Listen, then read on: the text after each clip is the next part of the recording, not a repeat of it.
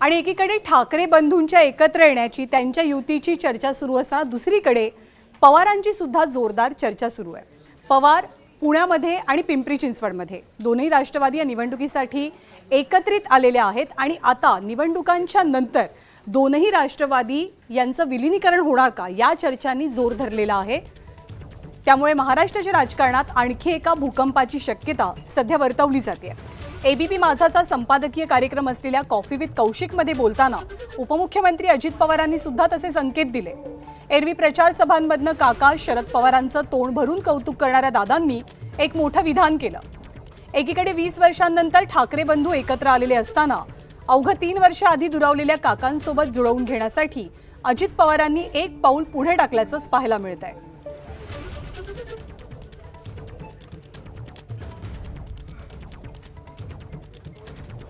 नुसतं एकत्र राहणार आहे की थेट मर्जच होणार आहे? त्यामध्ये अजून तो विचार केला नाही, कारण आता निवडणुकीची धामधूम इतकी आहे, आम्हाला इतकं रोज म्हणजे काम करावं लागतंय।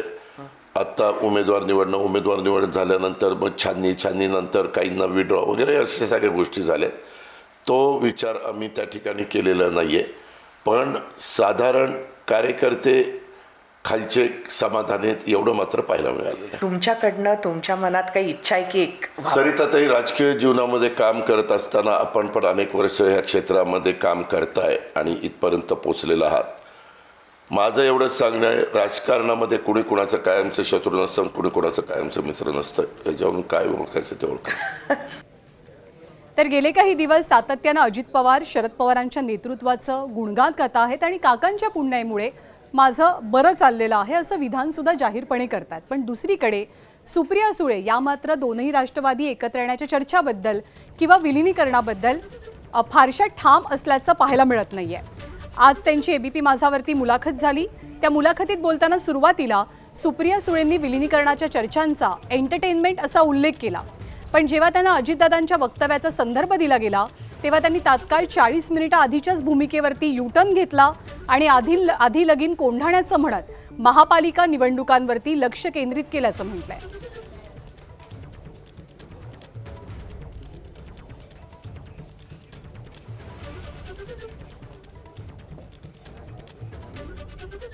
तुम्ही पुण्याची युती त्याला विकासासाठीची युती म्हणताय, दोन्ही राष्ट्रवादीची झालेली, तुम्ही त्याच्यात विकास पाहताय, पण अनेक जण त्या युतीमध्ये विलीनीकरणाची बीजं पाहतायत दोन्ही राष्ट्रवादीच्या। लोकशाहीमध्ये प्रत्येकाला त्याचं मत मांडण्याचा अधिकार आहे, त्याच्यामुळे आमच्या केसमध्ये ह्या गोष्टी बोलल्या जातात आणि अनेक तर्कवितर्क काढले जातात।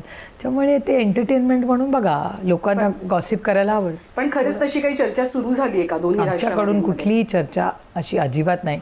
आणि जेव्हा करायची असेल तेव्हा लोकशाही आहे, पारदर्शकपणे करूनच, त्याच्यात लपून करण्यासारखं काय? जर करायची असेल तर आम्हाला थोडी हुडी घालायची गरज आहे। दादाजे म्हणतात की राजकारत्यांनी खूप छान हसून उत्तर दिलं जेव्हा त्यांना विचारलं की दोन्ही राष्ट्रवादी आगामी काळात एकत्र येणार का, तेव्हा ते हसून म्हणाले की राजकारणात कुणी कुणाचा कायमस्वरूपी शत्रू नाही, मित्र नाही, आत्तापुरतं तुम्ही हे एवढंच समजा। बरोबर आहे ना ते। आत्ता आधी लग्न कोंढण्याचं, त्याच्यामुळे ही कॉर्पोरेशन तर लढूया आधी हे आधी केलं, त्याच्यानंतर काही होऊ शकतं। संकेत एक खूप वेग होता असं की आता पाऊस पडेल का, आता पाऊस पडेल का नाही पडायला पाहिजे ना, जानेवारी महिना आहे, पण परवा पडला सकाळी मी वॉकला गेले तेव्हा। त्यामुळे या खूप पॉलिटिक्सच्या हायपोथेटिकल गोष्टी आहेत। एबीपी माझा, उघडा डोळे बघा नीट।